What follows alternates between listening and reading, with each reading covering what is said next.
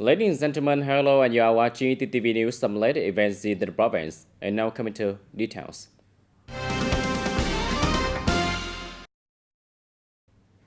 Ladies and gentlemen, on the morning of April 15, the delegation of National Assembly Deputy from TayNinhTV Province, including Mr. Phạm Hồng Thái, Standing Deputy Secretary of the Broad Party Committee and head of the National Assembly Delegation of TayNinhTV Province, and Mr. Nguyễn Mạnh Tiến, Vice Chairman of the National Assembly Committee for National Defense, Security and Foreign Affairs, had the meeting with voters in Tân Châu District and head of the night session of the 15th National Assembly. At the meeting, voters in Tân Châu District expressed several concerns, including the need for a mechanism to facilitate hospital transfer for policy beneficiaries, people with meritorious services, and the elderly without having to go through intermediaries. A proposal for the government to develop a policy or plan to use technology for DNA testing of the remains of unknown martyrs that have been reburied in cemeteries as a basis to widely announce and trace their relatives or communities to help identify them, and opinions regarding the implementation of major policies of the party and state on streamlining the administrative apparatus to improve the quality of officials in better serving the people. All the voters' opinions were duly acknowledged and satisfactorily addressed by the National Assembly deputies.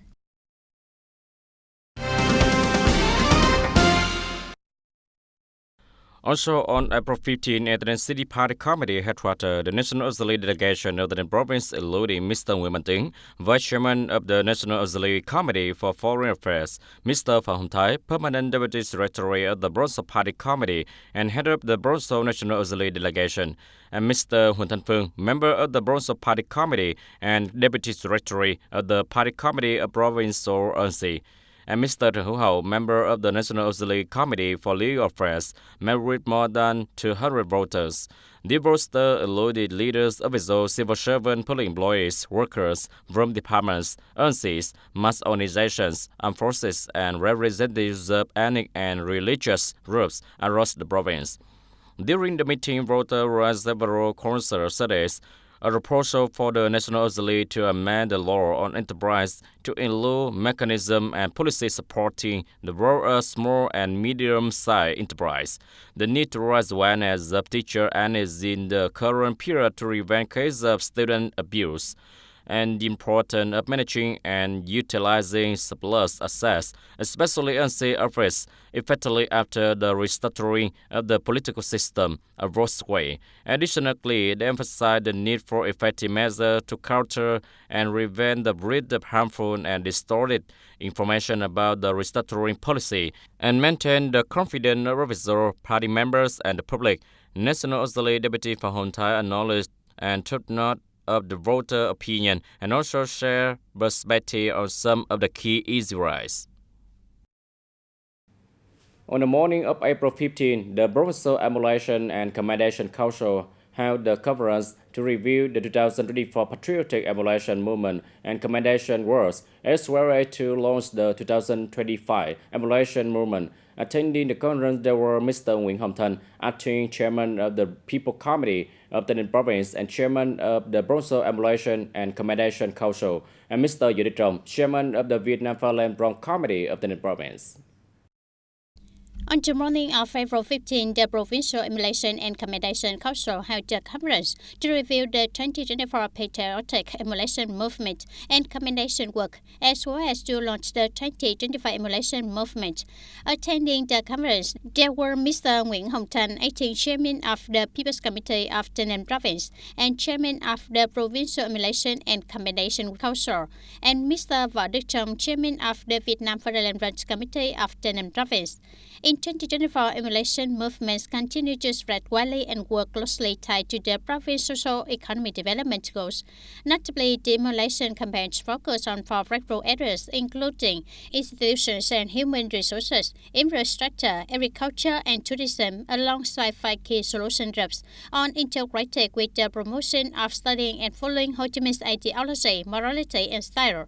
Several movements were implemented effectively, such as People Unite to Build New industrial rural areas and civilized urban areas, efficient and economical use of energy, and anti-plastic waste campaigns. The province achieved and exceeded 18 out of 21 socio-economic development targets. The GDP was estimated at over 64.9 trillion Vietnam dong, up 8.45%. Total budget revenue reached more than 13.1 trillion Vietnam dong, 118.5% of the projected target, and public investment disbursement reached nearly 99%. In addition, job creation, vocational training, and tourism development continue to show positive results. On this occasion, the conference honored and rewarded 5 collectors with the government's emulation flag, 14 individuals with the labor order, and 253 collectors and individuals with certificates of merit from the Prime Minister. Additionally, 5 units received the emulation flag for leading the emulation movement in 2024, and 20 units were awarded certificates of merit by the chairman of the Provincial People's Committee. Ladies and gentlemen, the 2025 TayNinhTV Festival of the Khmer Commodity officially takes place from April 14 to April 16, 2025. This is one of the most important regional festivals of the year, deeply imbued with the cultural identity of the Khmer people. On the first day of TayNinhTV at Khmer Cathedral in Tandong Hamlet, Tantang Khmer, on the evening of April 14, numerous Khmer ethnic community members and local residents gathered to offer incense and pray for good fortune in the new year. During this Khmer TayNinhTV, I feel very happy as meeting relatives, neighbors, and friends once a year. Tomorrow we'll have the sand collecting ceremony, and the day after we'll paint the Buddha statues, which will be even more cheerful. On the first night of the festival, Khmer Cathedral Pagoda was brilliantly illuminated with lights and colorful flags. The crowds and decorative displays were elaborately and magnificently adorned, combined with music and the cheerful conversations of the Khmer ethnic community and local residents. It created a warm and enchanting atmosphere. In the new year, I wish for good business, happiness, and freedom from illness and troubles. Besides household and pagoda rituals, an essential activity on the first day of the year involves Khmer families visiting their community cemetery to clean, perform blessing ceremonies, and commemorate their ancestors. This is not only a beautiful cultural tradition, but also demonstrates the deep filial piety and gratitude that descendants have for their ancestors, which has been reserved for many generations in the Khmer community. Today we came to the cemetery to perform blessing ceremonies for the grace and celebrate the new year to welcome new prosperity. For the blessing ceremony, we invite monks from the pagoda to chant sutras, and we don't need to go to the pagoda to make offerings. During April 15 and 16 of the TayNinhTV Festival, Khmer Cathedral Pagoda will continue to host traditional rituals such as building sand stupas and Buddha bathing ceremonies, along with cultural performances, art shows, and unique folk games that promise to create a vibrant and meaningful community bonding environment.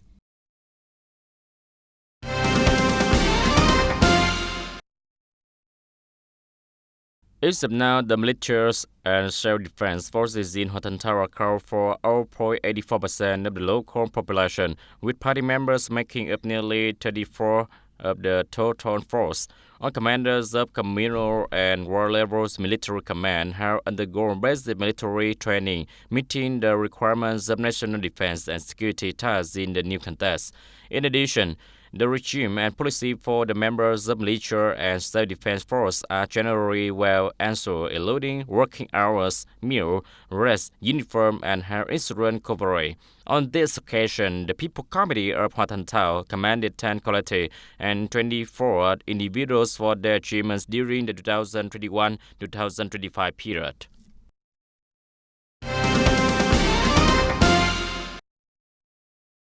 In 2024, TayNinhTV province ranked 32nd out of 63 provinces and cities nationwide in the Public Administration Reform Index or PA Index, scoring 88.4 points. This result is higher than the national median and placed the province in Group B, which consists of 50 provinces and cities, with scores ranging from 80% to 90%. Compared to 2023, TayNinhTV's PA Index improved by 2.16 points and rose 13 places in the rankings. In 2023, the province scored 86.04 points and ranked the 45th. TayNinhTV's 2024 Satisfaction Index of Public Administrative Services or CPAS reached 81.70%, up from 79.49% in 2023. Based on the 2024 CPAS results, citizen satisfaction levels across various indicators have shown improvements compared to the previous year. Ladies and gentlemen, a native of Taiwan province veteran from Haichu, codenamed Baichu, served for 10 years in the Saigon Yadin Special Commando Force. He was the former commander of the Heroic Sardin 4 Special Commander Battalion. Mr. Triều is one of the living witnesses to the final battle of the historic Ho Chi Minh Campaign, which marked the end of the resistance war against the U.S., the complete liberation of the South, and the reunification of the country. For him, April 30, 1975 remains as unforgettable and broad memory. 50 years after the historic victory, veteran from Haichu still cherishes its received photograph from his year as a commander soldier living and operating behind enemy lines. He enlisted in 1963 and was trained in the Special Force. In September 1967, he was deployed to the Eastern Battlefield and joined the Urban Commando Force. In April 1975, is the commander of the Yadin Special Forces Battalion. The commando soldier with the corps name is Baichu received his mission from headquarters during the Ho Chi Minh Campaign on April 20, 1975. At that time, as battalion commander, I was specifically tasked with having the battalion destroy the entire Route 15 from Goyep Junction to Wantre Junction, liberating two communes, Tom Tây Hội and Ho Tom Tây, opening to a train post to Tasanyuk Airport to welcome the main force. That was our first day mission. The second day mission was to advance and capture Tasanyuk Airport. After completing the mission at Tasanyuk, following order from superior, battalion commander Baichu continued to lead his troops deeper into the city to capture key areas of the U.S. Saigon regime. All these missions were completed by 10:30 a.m. on April 30, 1975. When the Declaration of Independence were announced, when Union men surrendered, we were all overjoyed. At the moment, as we got into our vehicle, the soldier began singing. It was thunderous, with great spirit, and people on both sides were already waving gloves. Veteran from Haichu is the first veteran of Hanyu Commune, now Hanyu War. Since then, he has made many contributions to the War Association, the local chapter, and the city association. He is a shining example in maintaining and promoting the qualities of alcohol soldier. 50 years after national reunification, due to old age and diminished strength, he cannot return to visit the former battlefield or meet his comrades from the heroic Yadin Special Force Battalion 4. However, for veterans from Haichu, having contributed to the victory of the historic Ho Chi Minh Campaign, remain a lasting show upright as a liberation soldier who fought for the nation's aspiration for peace, independence, and freedom.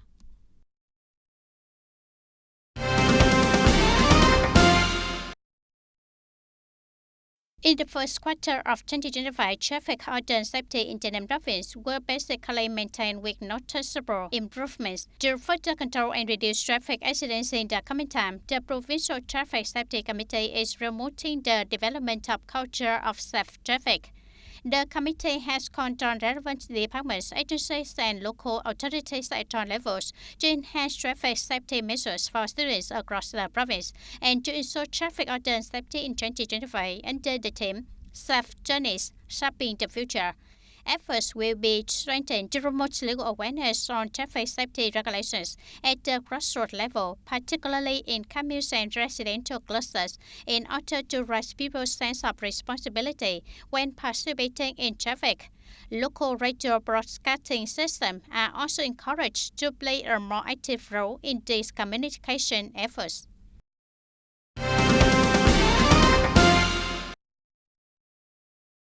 To enhance legal education and raise awareness about drowning prevention among children, especially during the upcoming rainy and storm season, the Traffic Police Division of the Provincial Police organized a program to teach water safety and drowning prevention skills to primary school students living in river and areas. The program took place on the morning of April 15, 2025, at Fuyan Primary School in Phu Binh Kamun, Tamatau, an area along the Vamkodong River, where many students regularly travel to school by boat, posing a high risk of drowning.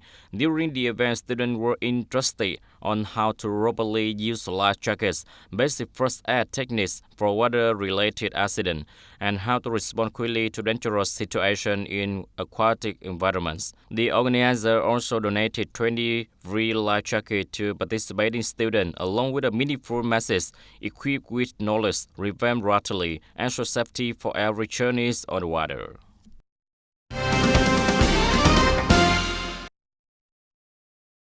At the legal awareness session, workers and laborers of the company were briefed by Major Huan Trung-Yum, Chief of Thanh Minh Kamun Police, on the ram situation in the commune during the first 3 months of 2025. In addition, attendees were warned about various criminal tactics and methods and were provided with guidance on how to prevent and combat ram such as theft, robberies, snatching, online scam, gambling, and the illegal trading, transportation, possession, and use of fireworks. The session also covers relevant penalties for violations.